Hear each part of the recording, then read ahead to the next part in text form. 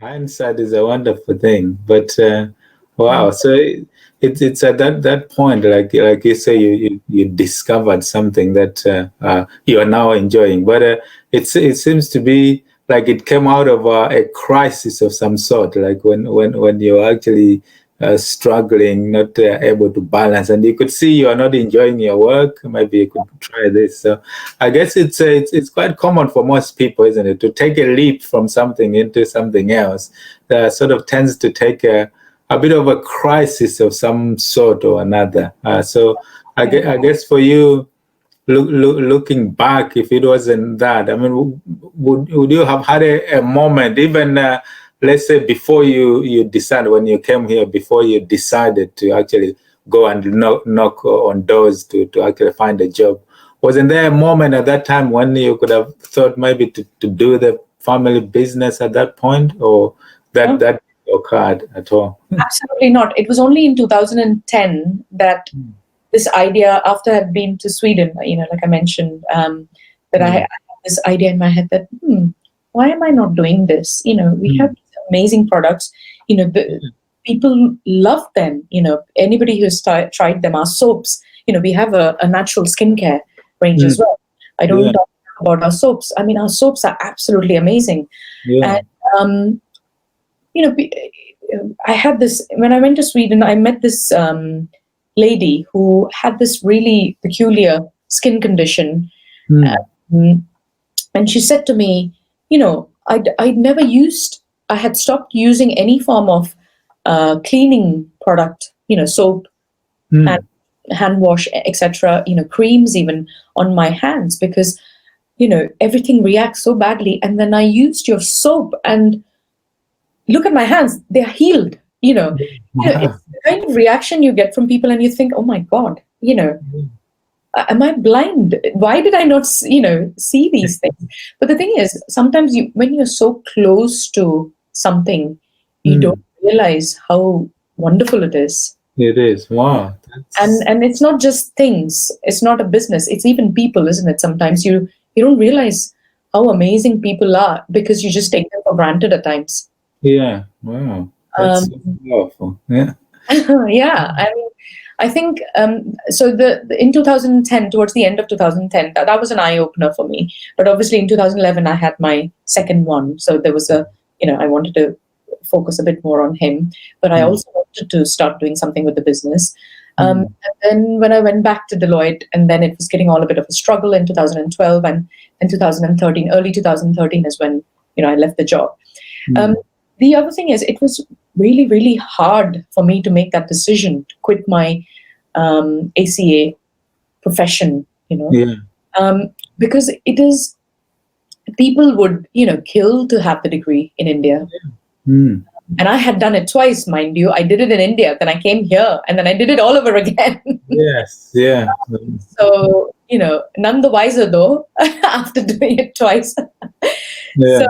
um, but and so it was really hard to let go of that because whenever I spoke to somebody about it, and they were like, oh my God, why are you leaving this career? You have your job with Deloitte. It's one of the big fours, and and I'd done really well in India. When I did my ACA, I got a gold medal.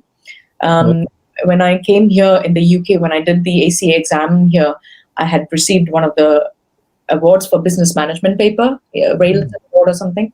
So I topped the paper. So academically as well, I'd done really well in the exams and yeah. had this, from the outside, I had the perfect career. Yeah. So, Absolutely. yeah, but I think when you're not happy, isn't it? And it's time to move on. But it's very difficult to make that decision. And I think if Ani, my husband hadn't encouraged me to do it, I wouldn't have done it. And I think you do need somebody to push you, to support you in the Yeah. right direction The and right. help you to make the right decision. Mm. Yeah, because otherwise it is difficult, isn't it? When you're surrounded by a culture that is more like, your education, you get a job, you've got a good job, a decent job. So almost if you're making a decision that is different to that, it's like you're pushing against the gradient, and sometimes that can weigh you down. But when in fact in yourself you're not as happy doing that. It's not so much to your values, and your situation has changed. So that was quite interesting. How did you find because obviously doing your own business, that's the entrepreneurship side of being and doing business, as opposed to having an employer where you've got the security of your monthly income and the holidays or the maternity pay and leave and all of that, over to the entrepreneur side, whereby you're almost working your own hours. There's no specific holidays and all of that. How did you find that transition for you? Yeah, and it was really strange, actually, because I loved the fact that I had my own time to manage. That I could pick up and drop off the kids myself. I could, cook, proper meal for them, which was ready by the time they came back. The chores were all done. For the weekend, we had free weekends of any, no supermarket trips or no laundry to do. It was all done during the week because I would jump around the work and, do it that way. So everything was done. By the time my family was at home, I was free, and so which was great. Yeah. But then there's always a flip side to everything. There are advantages and disadvantages. Of course, it's a big strain on your family budget, obviously, because when you have two people working and earning decent incomes, you become used to a certain lifestyle. Then once that one income is completely taken away, and then you're left with one, and then you know that you have to be a bit careful. Now, the Indian culture, there's a big Indian cultural thing about saving money. So, you always set aside some part of your income. The good thing was majority of my income was being saved at that point. So like we needed that part of the income to do, things that we need to do as a family. But not having, the savings is not having a safety net. Which makes every Indian very nervous. Wow. So that, I think, was very challenging to our mindset to get used to the fact that, okay, we may not be putting anything towards saving. Maybe we are going to use up our savings now. Not working, for anything special, like if we have to buy a house or, whatever. By then we had already bought our first house. We'd had our kids, so the maternity leave had been sorted, unfortunately. So so it was about focusing on the work, and initially you put in out of your pocket to invest, unless you have an investor. Out of your pocket, and that's what we did. We put it out of our pocket, and I think there wasn't.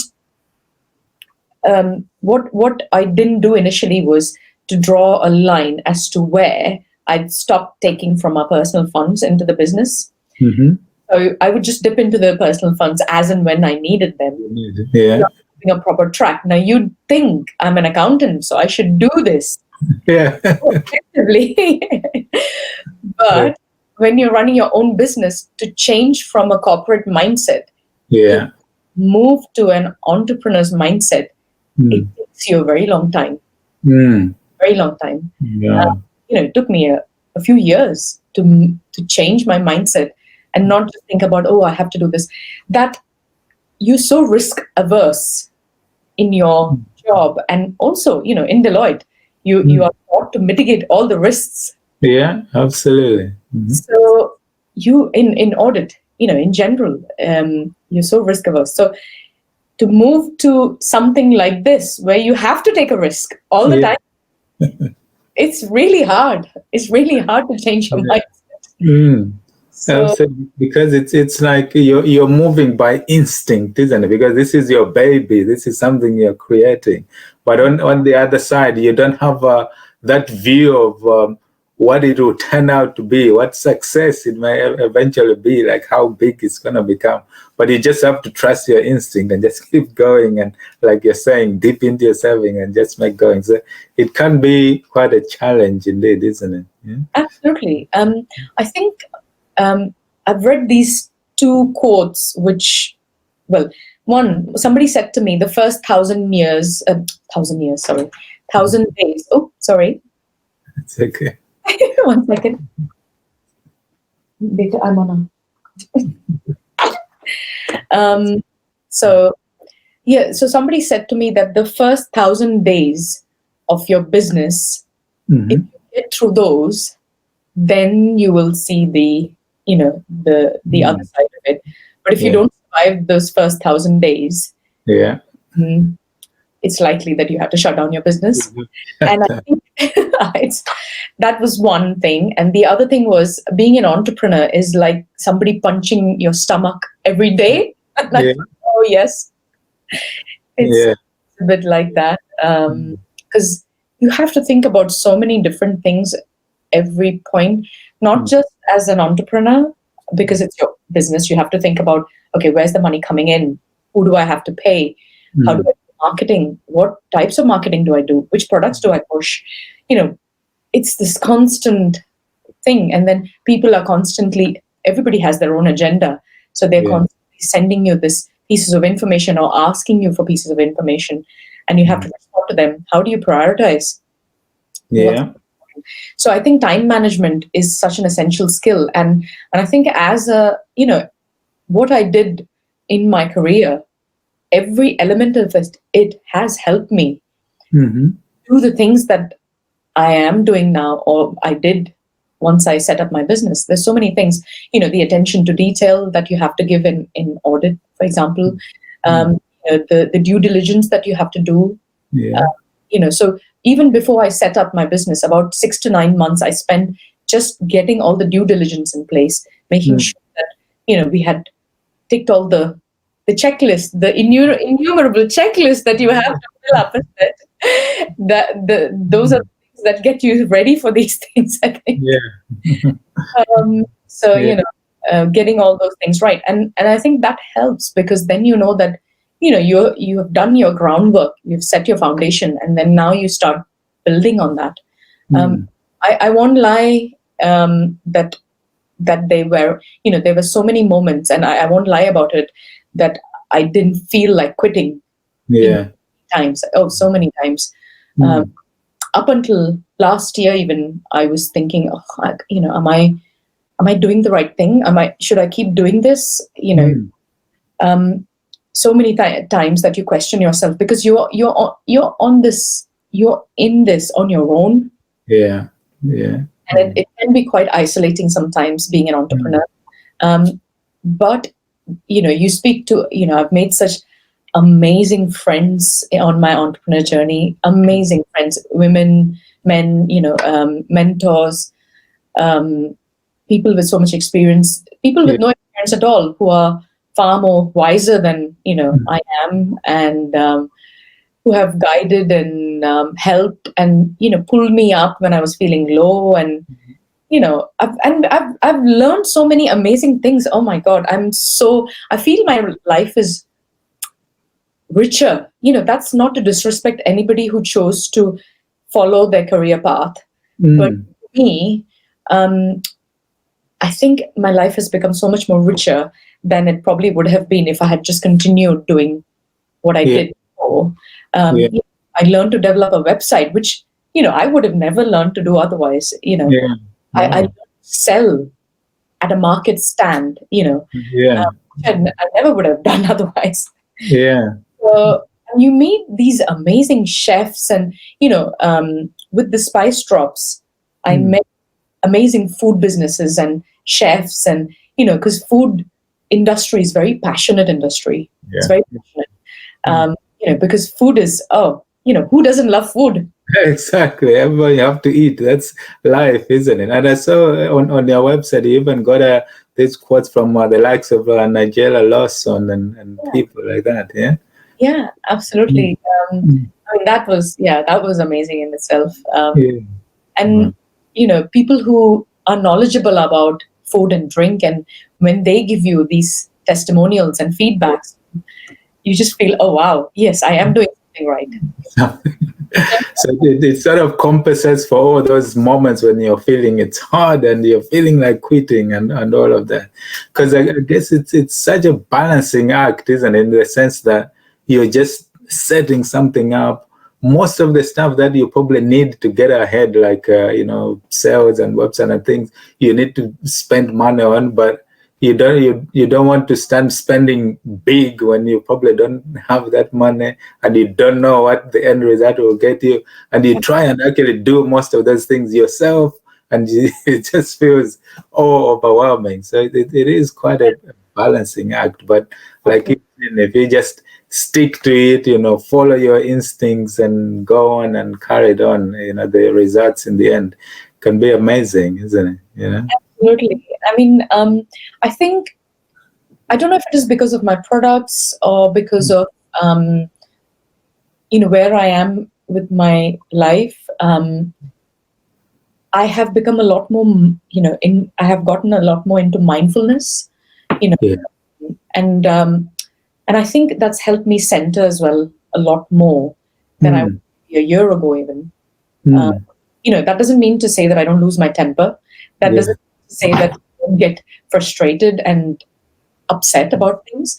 But it's made me, I think the biggest thing that it helps me is to face my fears. Yeah. Wow. And I think if we can face our fears, then I think we could pretty much do anything.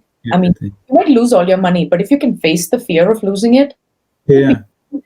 you'll be okay. Mm. And I don't think that this is, of course, this is what I've come to. And like you rightly said, with a business, is always a chicken and egg.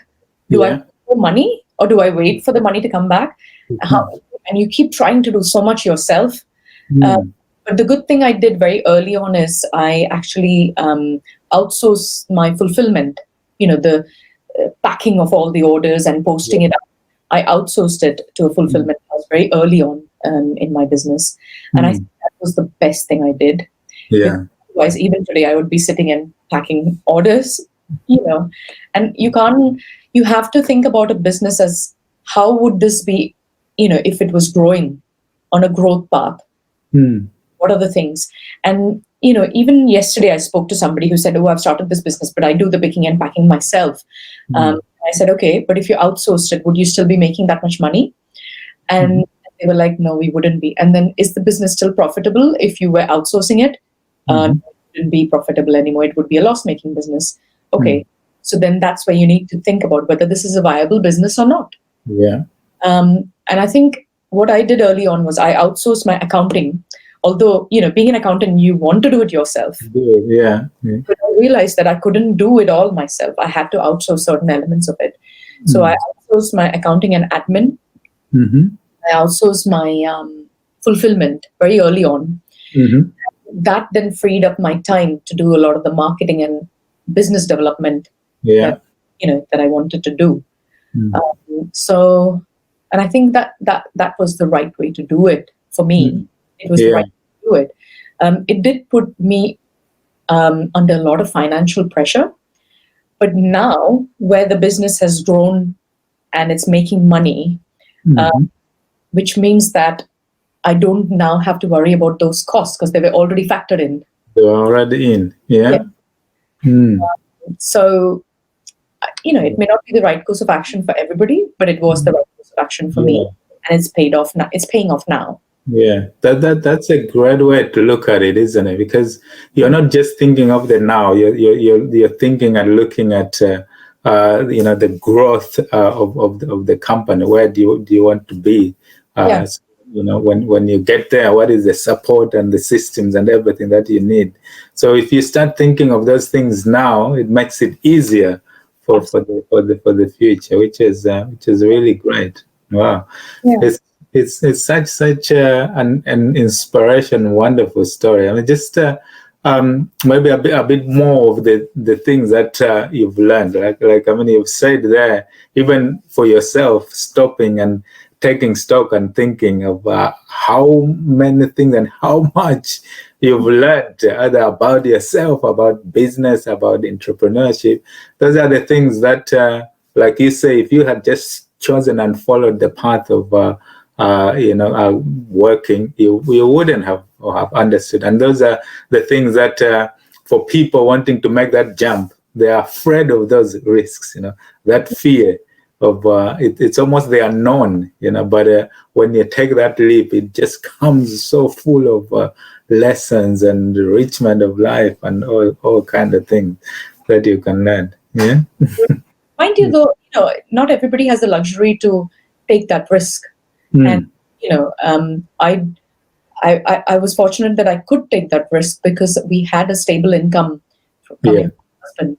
And if you don't have that, then sometimes you can't take that risk and you can't take that plunge. And that's fine. That's also fine. Yeah. Do at the end of the day, isn't it? And then you have to make your peace with it. Yeah. Wow. So, I mean, what does it mean for you to sort of carry on that family legacy and tradition and something that has been in your family for since you are young and just carrying it on? What does that mean for you? Oh, for me, it's really great to be able to do that. Originally, when I set up the business, it was never about making the profit for the business. That's not a good mindset to start a business with. You have to think about the profitability. I think I just thought about, see, our factory in India is a women's enterprise. So more than 80% of the staff in our factory are women. Yeah. And it so happens that they come from very disadvantaged backgrounds. So, single mums in India, it's not an easy life, single women. And many of these women are, divorced or abandoned by their husbands or widowed. So they're single mums. And so there's a big responsibility on their shoulders. Our factory is almost like a safe haven for them to come there, express themselves. And you'd think, 25, 30 women in a factory, there would be a lot of noise and maybe a bit of squabbling going on. But I think they have so much going on in their personal life, so many hardships that when they come in, they just leave it all outside and they're just happy to be there in this space. And so it's when I set up the business, it was all about, yes, I want to do this because I want the women in the factory to gain from this as well. But then soon enough, you realize that you have to put in so much money into any business needs so much money for marketing. It needs a lot of money for marketing. And I thought, at one point, I thought maybe I should get an outside investor. But I made a conscious decision very early on that maybe I don't want an outside investor because the goals and the ethos that we have for our business, not everybody is going to have those same ethos. Where I don't have profitability at my primary focus, an investor wouldn't be happy with. Yeah, I see. And so I think you have to find the right way forward for you. So I'm fortunate now that what we make, we have enough to reinvest in the business. But it takes a long while to get to that without an injection of investment. So I think you have to decide whether you want an investor and maybe adapt to what their goals for the business would be, or you choose to work really, really hard to build the business to that stage where it then starts generating money, and it's a long path to it. And it's that path that's the hardest bit. So where I thought, this is my family business and this is what I want to do, and this is, I want to give back to the community, and I want to do this for the women in our factory, for my grandfather who set up the business, for my parents who are still working so hard at in their 60s and 70s. But so that was all that I wanted to do for the business. I never thought that I need to make money out of this. Out of it, when you have just given up a decent paying job and then get into it. I can imagine, but that's just, it just shows that when you're looking at value and meaning to life and contribution that you're making, it's not always necessarily the money side and the profit side as well, because you get so much more of the good feeling of social contribution and the difference you're making to those women who are working there.